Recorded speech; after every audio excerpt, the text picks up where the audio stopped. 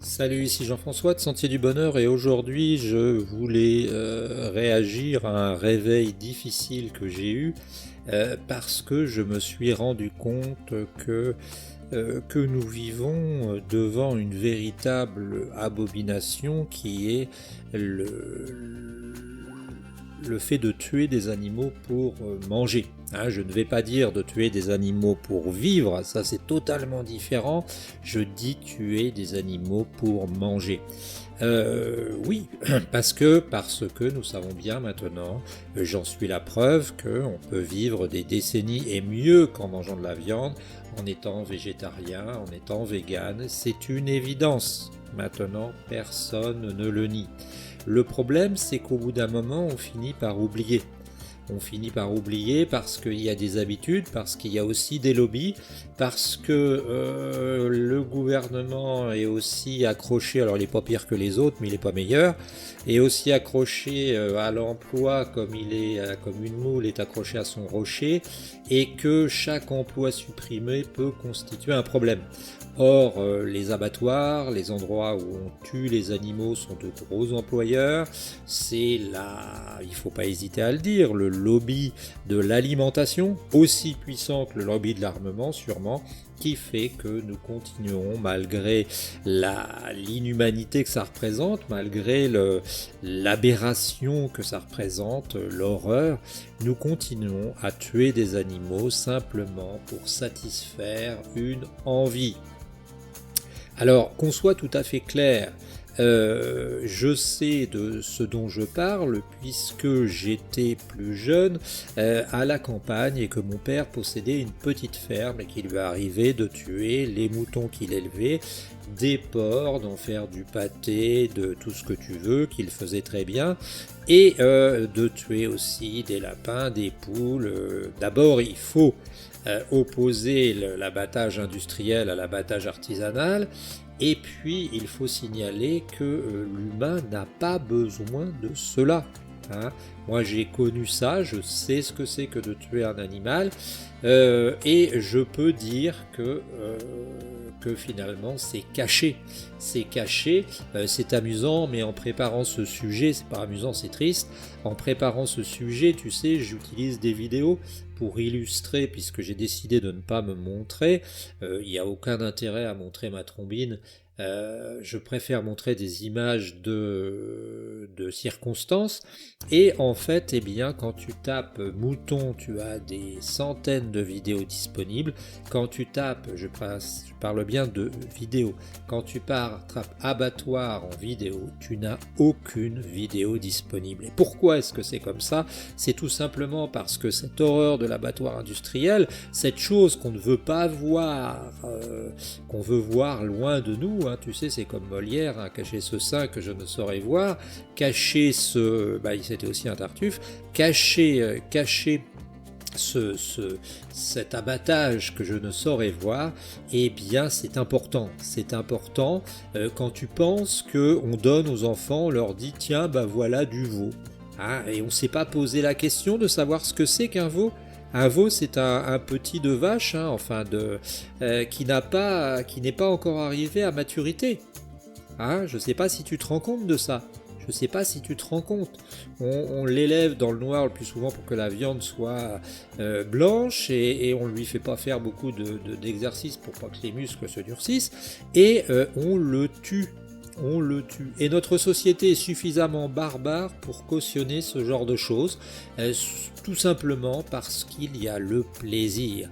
Hein, j'ai déjà dit et j'ai déjà fait quelque chose sur l'avortement d'aussi détonnant que ça.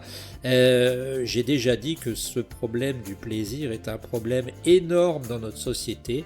Nous avons tout sacrifié au plaisir, nous avons sacrifié l'avortement au plaisir, nous avons sacrifié la vie. Hein, la vie, et nous sommes dans une société où tu vois, même quand tu es vegan et végétarien et que tu es actif, tu finis par oublier ces horreurs.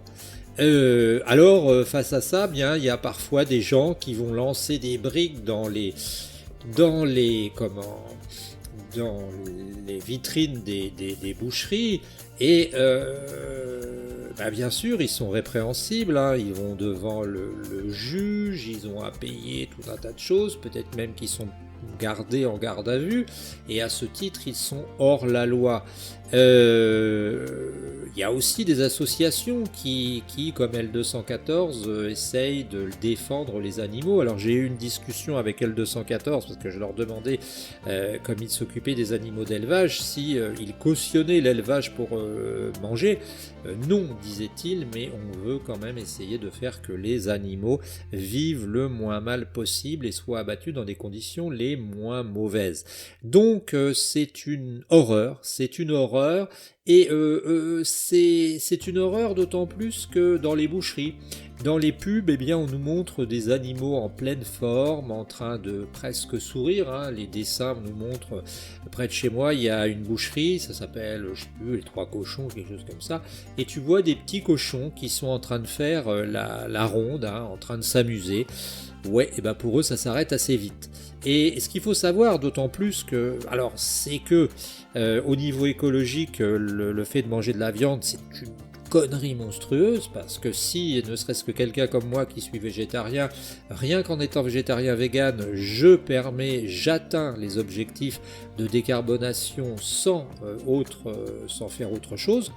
Donc si l'humanité était végétarienne, on n'aurait pas de problème non plus pour les ressources humaines. Et puis ce qu'il faut savoir aussi dans cette histoire, c'est que les animaux d'élevage, eh bien, sont tués le plus tôt possible, hein. On les pousse au maximum pour grossir le plus vite possible, et une fois qu'ils ont grossi, eh bien, on les tue. Alors j'ai appris par exemple que dans un élevage de poules, quelques jours de différence faisaient que l'éleveur pouvait perdre de l'argent tout simplement, rentrer dans la zone rouge. J'ai appris aussi qu'on faisait copieusement manger les lapins avant de les envoyer à l'abattoir pour que les granulés qu'ils ont dans le ventre soient comptés comme la masse. Je ne sais pas si tu vois où on en est, hein. J'entendais aussi un cultivateur parler de prix de la carcasse de vache.